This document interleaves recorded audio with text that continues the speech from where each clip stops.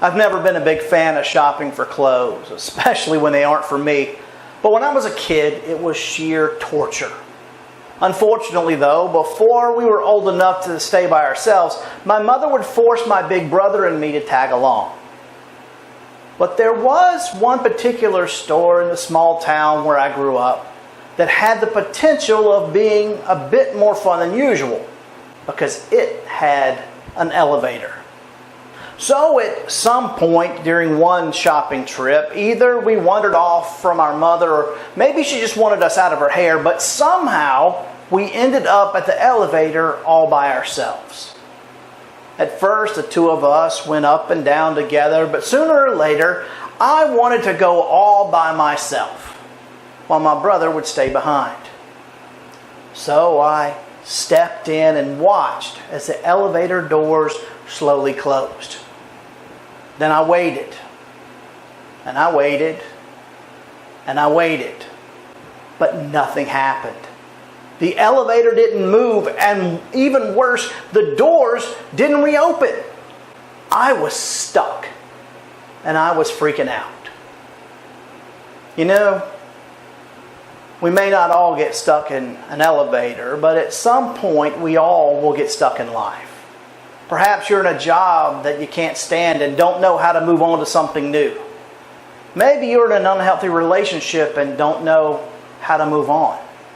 It could be that you have a difficult decision to make and can't figure out which way to go. Or maybe you simply feel like there's more to life and you don't know how to get to where you want to. It's an awful feeling being stuck. It feels like the weight of the world is on our shoulders when we don't know which way to turn or how to move forward. It's confusing, unsettling, and even scary. What's worse is that when we get stuck, we're so consumed with helplessness that we often can't see how to get unstuck.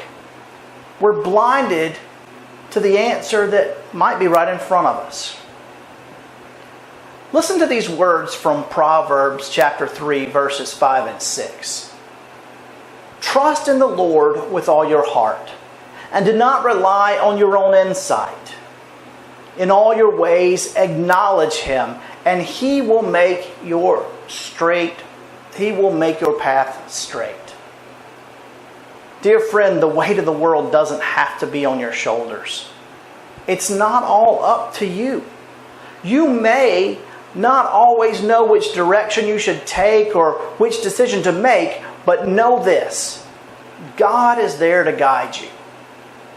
So when you get stuck, put your trust in the Lord. Pray for help. Pray for guidance. Pray for the path, and the doors will open.